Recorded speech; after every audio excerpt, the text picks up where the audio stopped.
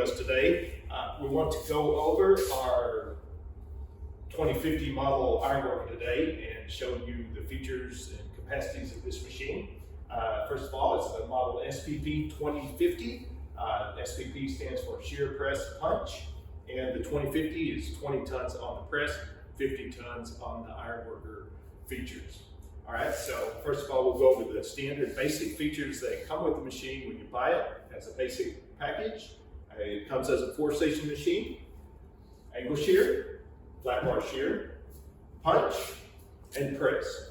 All right, the punch also comes standard with a 5-piece starter set, round punches and dies, and the machine also has the standard options of choosing your voltages on the motor. We use all door USA made motors, and you can choose 220 volt single phase, 208 to 230 volt 3-phase, or 460 to 480 volt 3-phase. All standard options, and you simply choose what best works in your shop. So the only thing that is on this machine right now that is not a standard feature is this stroke control option that you see right here, and that is basically for setting the stroke in the press right here when you're using some of the benders, the optional benders that go in there. So again, this stroke control is not a standard option. Otherwise, this machine you see here is completely standard. So we'll go through the stations one at a time here and show you a little bit. First of all, the press station right here.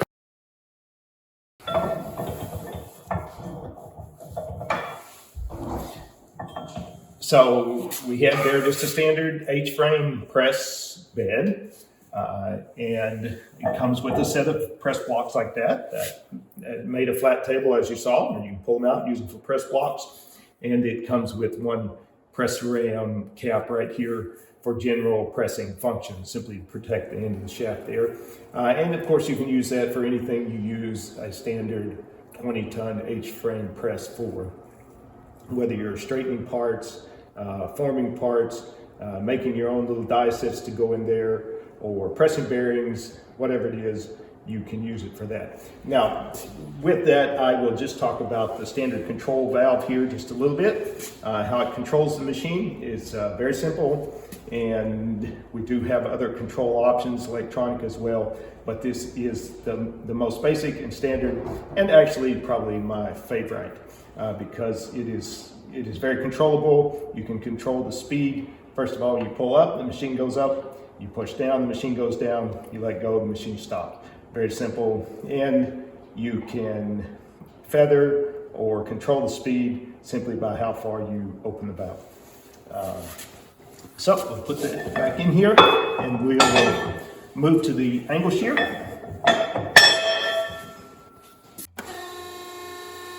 The angle shear is a sever type angle shear, and will cut up to 3x3 angle iron.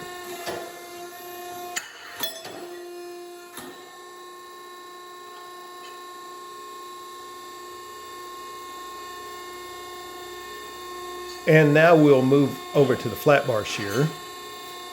I'll grab a piece of 3/4 inch by 6 inch. That's a full capacity cut for this machine.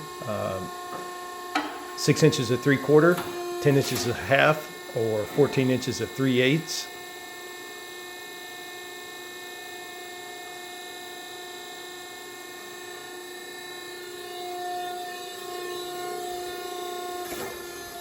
And you will notice that the machine is nice and quiet, full capacity cut, and it doesn't overly strain the machine at all.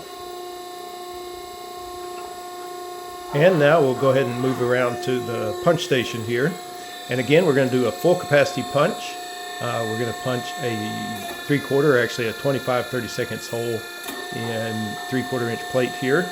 And that actually requires about 53 tons or more in A36. So it's actually a little over capacity. And again, you'll see that it's nice and quiet, doesn't strain the machine at all. All right, so that kind of completes the standard features of the Ironworker, and now we want to tell you about a number of the optional features that can be put on this machine, make it more into a production machine or custom fabricating features, whatever you need from the machine. So first of all, we have here, we were working on the punch station here. So we have a punch jig table that you can put on the punch to set up for punching repetitive holes. We do have a foot control option that you can add to this valve here. And this is actually an air shifter. Okay, so you don't see the lines here, but it gets air lines hooked up to it. And it actually just shifts the hand valve up and down on the machine with your feet. Now we do also have a full production control option for the machine. That's not what we're talking about here right now. We'll talk about that later. But with this, you can keep the manual valve on the machine and add a foot pedal to it. This is a shear drop table that we'll put on the back of the machine here. You can. It catches fall off from your shear. It also has storage for the 29-piece punch set, which is also optional. That is just a larger set of punches that we sell as a set at a discount for the machine. And it includes most of your small round sizes that you'll use, 3 slotted of the most common slotted punch sizes, 3 of the most common square punch sizes, and 3 oversized rounds. And now here we are with those options we talked about on the machine. Precision punch jig table, and the shear drop table, and the 29-piece punch set storage rack there. And here is the Copper notcher option shown in the punch station. You can actually run it in the press station as well.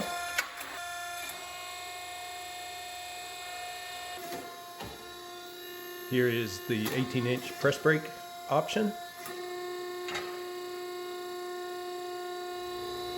And here's the pipe and tube bending set. And this actually comes with a number of different sizes of dies. The 4 sizes of round and 4 sizes of square tubing dies. And here we have the pipe notcher attachment for saddling or coping pipe. This is 1¼ inch Schedule 40 pipe here. And that's for joining and welding joints like you see here. And this is the optional production control.